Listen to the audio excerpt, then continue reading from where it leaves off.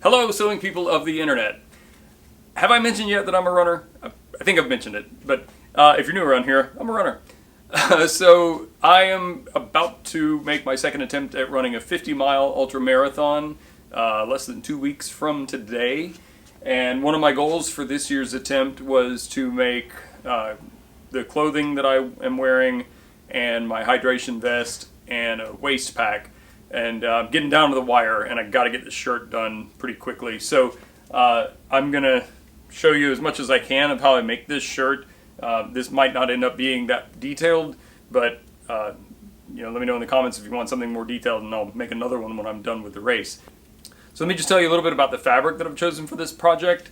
I reached out to Discovery Fabrics. They're a fabric retailer in Canada, and they specialize in selling hard to find apparel fabrics, mostly apparel fabrics. They have some other stuff too, but their specialty is hard to find stuff that is typically used by kind of big name manufacturers and is harder for people like you and me to get our hands on. So from their choices of fabric, I selected a Polartec Delta fabric. This is designed to actually retain moisture and release it more slowly than more quick drying fabrics do. And the idea is to maximize evaporative cooling. That should be ideal for the race that I'm going to be running. It's going to be very hot. It's also going to be very humid. So that may reduce the effectiveness of the material somewhat, but it's worth a shot. So that's what I'm going to make the shirt out of. It's laid out here on the table. I didn't mean to make this a Canadian project, but a viewer, Daniel, thank you for the suggestion, suggested thread theory as a great source for patterns. And I selected a raglan t-shirt pattern from them. I've already made one out of just regular jersey t-shirt fabric. I probably should have thought to wear that for this video, but I've made that as a test. I've worn it a few times. Super nice, super comfy, pretty easy to make. So, and since I'm new at making apparel, I'll take easy all day long. So now I'm going to make it out of the real fabric. And hopefully I can get, I think I've got one more 10-mile run, maybe another 8-mile run before the big day. So I'm going to try to use the shirt on at least one of those runs so I can establish that it's going to work well for my running. On that note, I made a pair of shorts in a previous video that were supposed to be the shorts I'm going to wear for the run. And someone mentioned in the comments, I'm sorry I don't remember who you were, that I should make sure I test this stuff before trying to run 50 miles in it because you could experience stuff like chafing. And yeah, that's exactly right. And I wore the shorts for a 32-mile run, and that's exactly what happened. So I'm almost certainly not going to wear those shorts for the run, unfortunately. The shorts are great. I made a liner for the shorts and just had to improvise that. And I think that's, that's definitely where the problem came. And I'm not really sure what to do about it, so I'll use them in the future, but I don't think it's going to get fixed before the run. Anyway, so in order to avoid that, let me get this shirt made and get some testing done, and hopefully it'll work. I almost forgot to mention, there's a link to Discovery Fabrics in the description below. It's, I guess, kind of an affiliate link. I don't get paid for you buying stuff, but it's kind of a rewards program where I'll be able to get more fabric the more stuff you buy. And if you use that link, you get, I think it's $15 off your first purchase.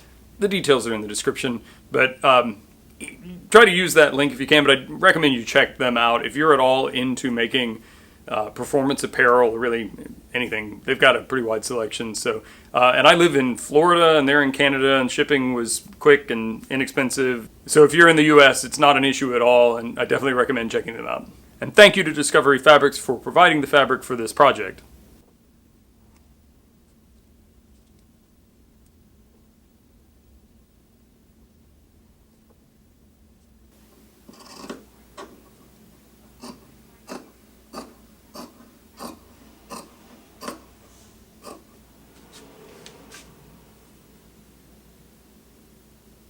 Okay, so I've cut out all the pieces for the shirt. It's pretty simple. It's back, front, it might be front, back, you get the idea. 2 sleeves and the collar, I forget what they call this piece, but the piece that goes around your neck. So now all I really have to do is sew this stuff together, but before we do that, many of you may already know about this. I did not know, I've never had any experience with it. So let's talk about the stretch stitch. As of the filming of this video, I've been sewing for over 10 years. The vast majority of my sewing has been stuff like this. Bags, messenger bags, duffel bags, pouches out of usually heavy materials. And I've sewn very little stretch fabrics. Occasionally I've made bottle pockets with like spandex and stuff. And I've usually just used a zigzag stitch on that. So I had no idea what a stretch stitch was or how to use it. For making something like a t-shirt or this running shirt, I'm using material that has some stretch to it. Interestingly, by the way, you got to pay attention. This stretches way more this way than it does this way. So you have to put the patterns on in the right direction because you don't want a t-shirt that stretches a lot this way, but you can't get it on because it doesn't stretch enough that way. So ask me how I know. So I need to be able to sew this in a way that it'll still be allowed to stretch. So this is a scrap piece of the material I'm making this shirt out of, and I'm just going to sew it with a regular straight stitch on my Singer Heavy Duty.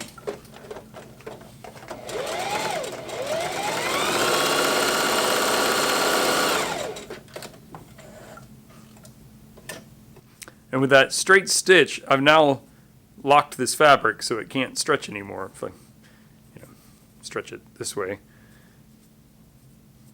But here it doesn't have very much stretch at all.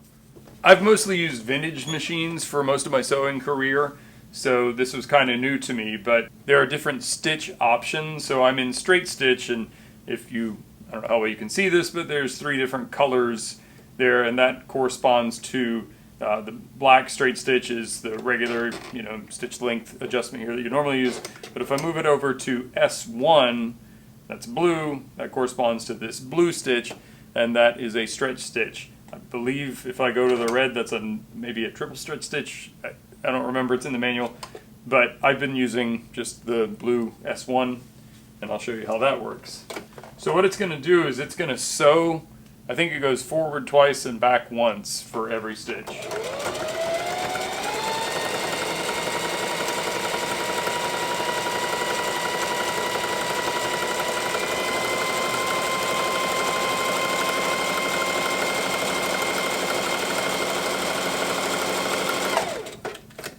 Now obviously because it's going back and forth like that, it takes longer to cover the same ground, if you will, and it adds more stitches. Now you might think as I did, well, if it added more stitches, then it shouldn't be stretchy, but it is. I think it's magic. I'm not really sure exactly how it works.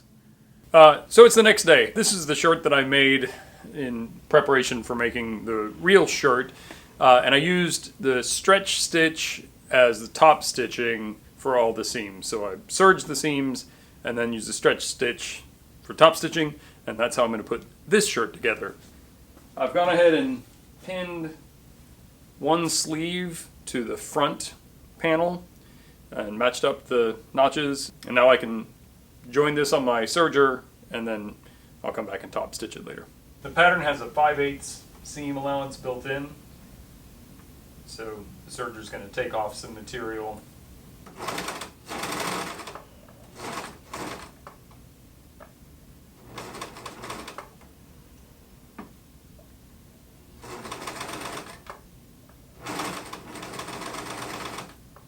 So a lot of you will know more about this than I do, because again, pretty new to apparel and using a serger.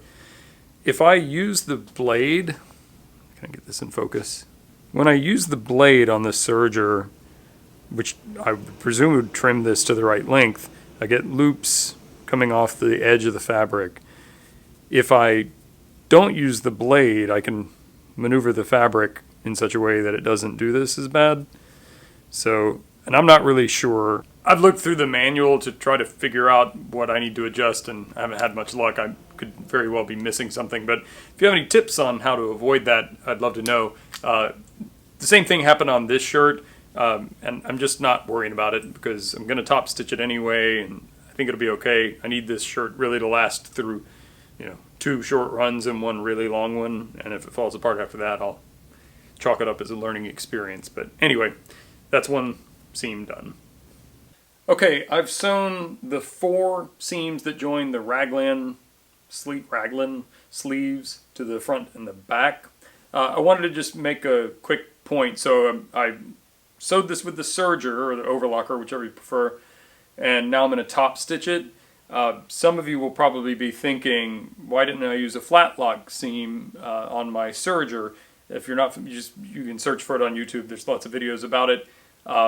It replicates the kind of seam that you normally see on athletic wear like this, on store-bought stuff. The stuff that you buy at a store uses a different machine to accomplish it, but you can mimic it with a serger. I can't get my serger to do it at all. I've done everything that people say to do, and I just can't get it to work. So that would have been my choice to do, but that's why I'm going to top stitch it instead. Probably don't necessarily need to top stitch it, but I think it'll give it some extra security, which makes me feel better. So now that I have these 4 seams done, I'm going to top stitch them, and then I'll sew the side seams.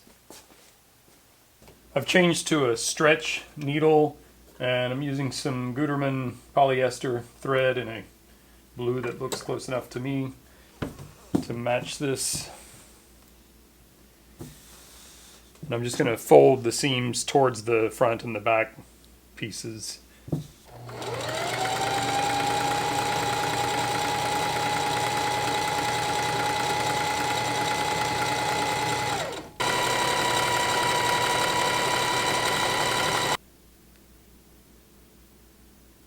So the next step is to make the neck binding, which is what, you can't see it, this part is called. So I have the piece I cut from the pattern. I'm going to put it right sides together, sew it together. I don't need to do a stretch stitch on this, but I'm just going to leave it as it is.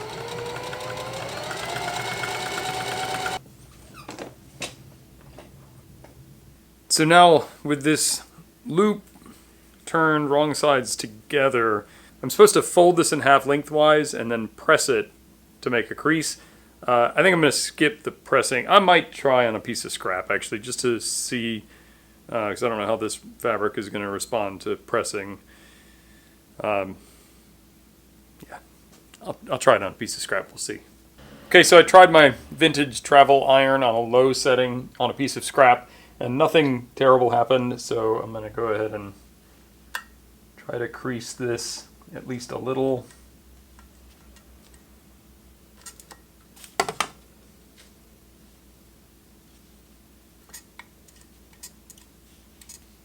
Well, it's not a real hard crease. Maybe it'll help. We'll see. So I've got the shirt laid out right side up, and I want to pin the neck binding around the neck opening, and I want to line the seam on the binding on the center of the back. Actually, I want to do that this way. Has to go around the hole. Now I'm going to pull this to identify the center of the other side. And I'm going to pin that to the center of the front panel.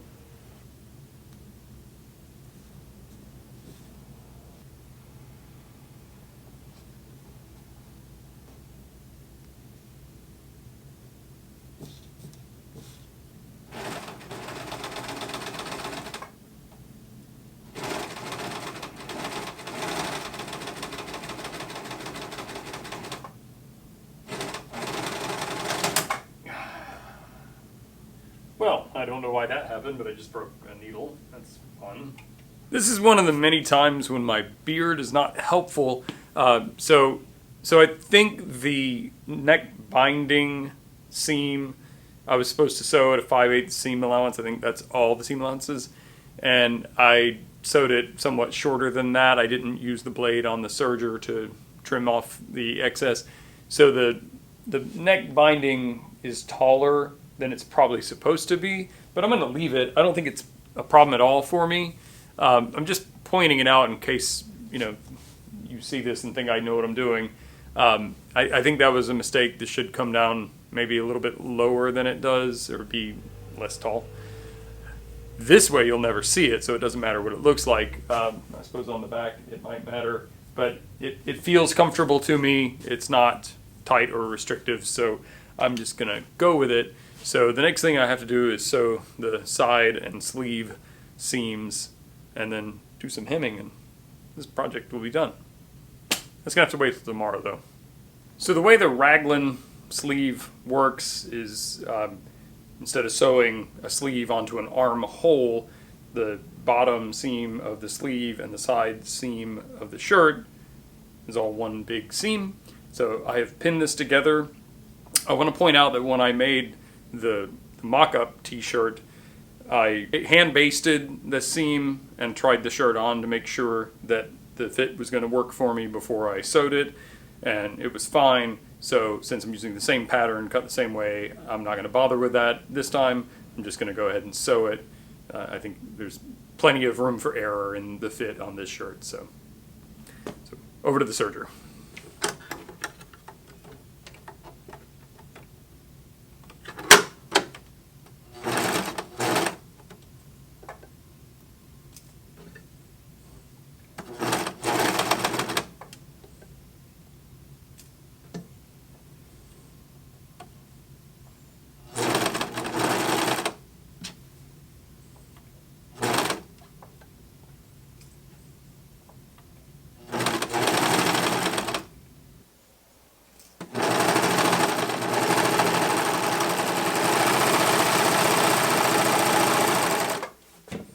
You may have noticed that that didn't go that well. I keep having a problem with that serger breaking the thread. I may have mentioned that earlier. Breaking the thread in one of the needles. I don't know that much about sergers. This is the first one I've used, and I've been using it for a little bit, but I've been having this problem consistently, and I haven't figured it out. Anyway, I got through it. Because I'm going to top stitch this seam, I'm not that worried about the fact that it's going to go from a 4-thread to a 3-thread overlock stitch a few times. Hopefully it'll be okay. If it lasts me through my big run, I can always fix it later. So now we're just going to have to repeat that process for the other side and sleeve seam. Say that 5 times fast. Okay, the shirt is all sewn up. I've tried it on, fits fine. So the only thing that remains to do is to hem the sleeves and the bottom of the shirt. I'm going to do this the way I did it on the t-shirt mock-up that I made, which may not be the ideal way to do this. And the way I'm going to do it is just the same ways I've done all the other seams. I'm going to run them through the serger, fold them, and top stitch them. There's better ways to do this, but I don't really know them. So that's what I'm going to do. So I'm being a bit repetitive about this just to point out, like, this is the second t-shirt I've ever made in my life, and the other one was from the same pattern, and I'm not really good at, like, thoroughly reading instructions and following directions. So I'd like to get a cover stitch machine at some point because I'd like to make a lot more clothing, and that I think is probably the best way to do a, professional style hem on something like this, but I'm just going to do the same thing I've been doing. Okay, this is a functional shirt. There are some minor imperfections. Some of the hem lines aren't as perfect as they could be. And it's just too difficult to try to show you the details. It doesn't matter. Somebody who sees me wearing the shirt won't be able to tell, so it's good enough for me. I realized just a moment ago that I may have made a pretty big mistake, and I like to tell you about the mistakes I make, so hopefully you won't make them, or maybe you're just smarter than me. I forgot to wash the fabric before I made this. I think it'll be okay, but it's generally, as I understand it, really good idea to wash your fabrics before you make clothing out of it, because it might shrink on the first washing, and then the shirt that fits great now, I won't really get into it. I'm just going to have to hope for the best. I might barely have enough material left to make another one. I don't know that I have time. So I'm going to take this home and wash it and go for at least one and probably a couple of runs before the big day. And I will let you know in the end of this video how it works. I will say this pattern is very... I'm finding the pattern easy to work with. Quite satisfied with it. It's, all very new to me. There's a little bit of kind of bunching around the neck that I'm presuming is partly at least due to me not using the proper seam allowance. On the other t-shirt that I made, it seemed kind of bunched up, and then after the first washing, it kind of went away. So I'm hoping that'll happen here. But again, I'm perfectly willing for this to be a little bit imperfect. I still made it, so if nothing else, hopefully I'll be the only finisher of the Keys 100 50-mile race who made his own shirt, hydration vest, and maybe a couple of other things. So anyway, let me go for a run and see how this works.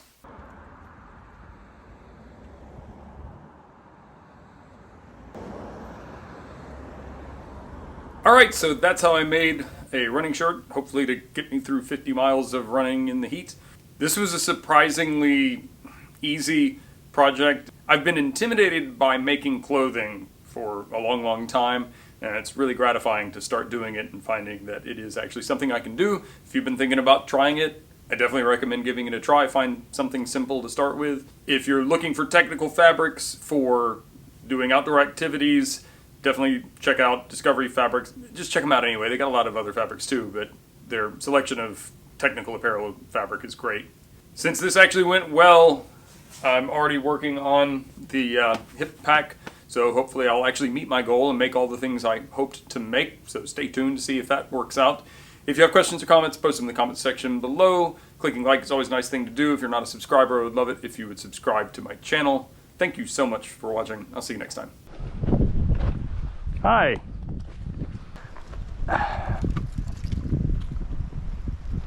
We were fishing, by the way, in case you were concerned. Ouch. I mean, honestly, you haven't missed a meal, buddy. You're probably doing okay without us catching your food for you. He's a grizzled old dude, man.